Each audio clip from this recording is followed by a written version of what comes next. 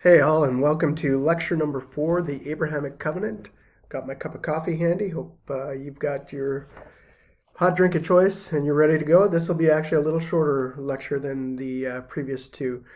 Um, we talked briefly in the last lecture about the ancestral cycles, but let's take a moment to flesh that out just a little bit so that you can understand it better.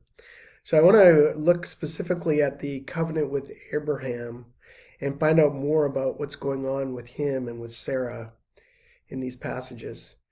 So these stories are often called ancestral stories, or sometimes we hear them called patriarch narratives, stories of the fathers and or the forefathers of Israel, the patriarch stories.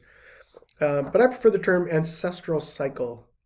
These are the stories of ancient Israel, and they, again, like I said in the last lecture, they're establishing an identity. Who are these people? Where did they come from? What makes us different as Israelites? They'd be asking those kinds of questions. So, as we saw in the previous lecture, the story of the ancestors covers most of the book of Genesis. But we're focusing in this lecture mainly on Abraham and Sarah. So, consider the way that the stories are told and remember the significance of the biblical narrative.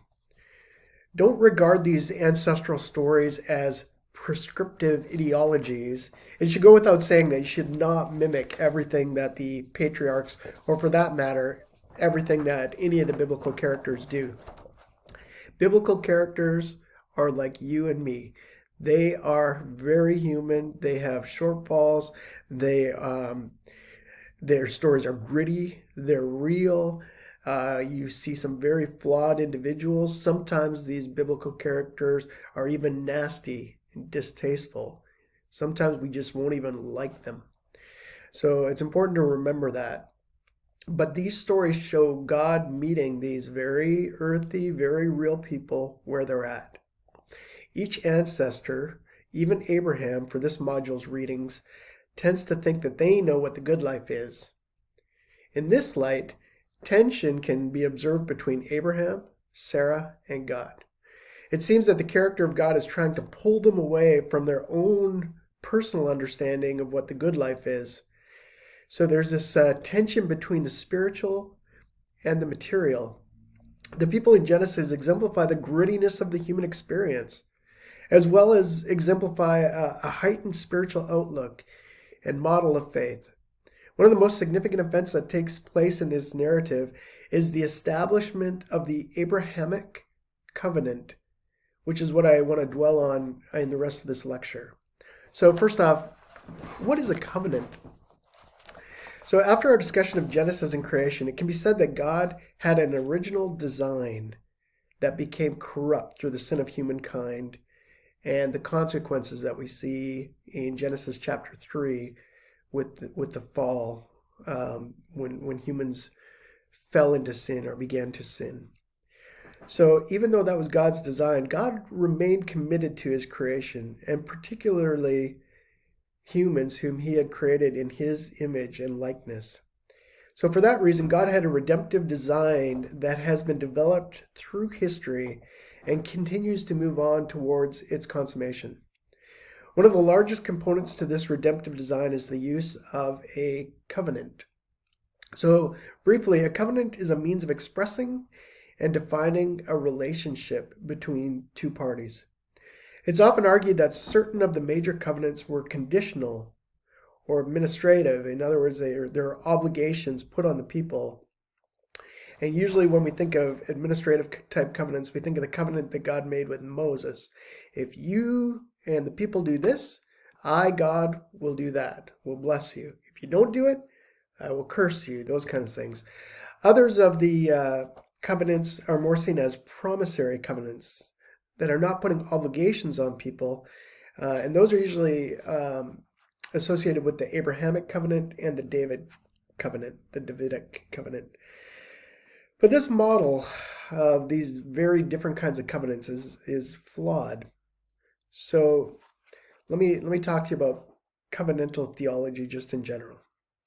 Instead of the above explanation that I just gave you, I believe that promises assure the enduring nature of a covenant relationship, no matter what may happen. Well, the obligations focus on the importance of the relationship and faithfulness to God in order to in order to experience God's blessing within the covenant relationship, as opposed to God's chastisement or the curses. In other words, rather than a covenant putting either conditions on a person or providing promises, I think these covenants have some of both. All covenants have ongoing obligations as well as persistent promises. So let's see how this works itself out in the Abrahamic Covenant. In your course documents folder, so go ahead and get this out. There's a chart labeled Models of Biblical Covenants. So you can pause me for a minute. Just kidding. Yeah, go ahead and pause me though and find that and take a look. So the Abrahamic Covenant is a personal and familial covenant which forms the historical foundation or umbrella for God's redemption of humankind. So let's take for example, Genesis chapter 12, verses 2 and 3. I actually encourage you again to pause and get a Bible out or call this passage up on BibleGateway.com or somewhere like that. So let me go ahead and read this to you. You can read along with me if you've got your Bible open. I got my big Bible out this time. Oh, can do some serious Bible thumping with this one.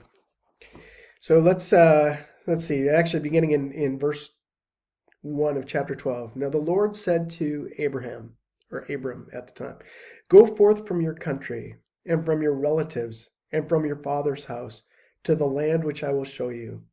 And I will make you a great nation, and I will bless you and make your name great. And so you shall be a blessing. And I will bless those who bless you, and the one who curses you I will curse.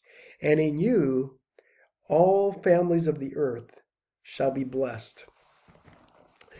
So the Mosaic, the Davidic, and the New Covenants, which we'll be talking more about in later modules, move this plan of the Abrahamic Covenant further along in history. So they follow up the Abrahamic Covenant, and you can see, again, in looking at your chart, how they further it through history. So the Abrahamic Covenant can be seen to be a familial covenant. We're going to learn about these other covenants in the modules to come. But if you have your Models of Biblical Covenants handout ready, I want to talk briefly about that before we end this lecture. Okay. Notice how all the covenants in this diagram are basketed. This particular handout shows the Abrahamic Covenant as being sort of the base umbrella in which all of the other covenants that we're going to talk about later are encased in, leading up to the New Covenant. Notice also how this handout refers to promises and obligations. Did you hear any promises in the passage we just read together? Genesis 12, 2 and 3? Yeah, there's some promises there, right? Excuse me. They're actually pretty specific promises. I will make you a great nation, for example. What about obligations? Do you see any obligations that are there? Look at Genesis 17:1 if you want to flip over in your Bible to it. When Abraham was 99 years old, the Lord appeared to him and said, "I am the Almighty God. Walk before me and be blameless." Here we have a specific command given to Abraham in context of covenant making. It's like both ends of the relationship in this covenant are being defined. I do not feel like Abraham's negligence of this covenant will allow the covenant to fall through. I feel like the covenant is the foundation of a relationship, not a deal, but the foundation of a relationship. A covenant is not a legal clause that says, if you do X, then I will do Y, but if you don't do X, then I will not do Y. As you go about this module's reading, try and locate instances in which Abraham is not fully faithful to God or not walking blamelessly, and you will see those. But still, God maintains the end of his relationship even when Abraham fails. So example, when Abraham is trying to have a son. Abraham continually rebels against God, goes out on his own, done things that God doesn't approve of. But despite this, God continues to meet Abraham where he's at.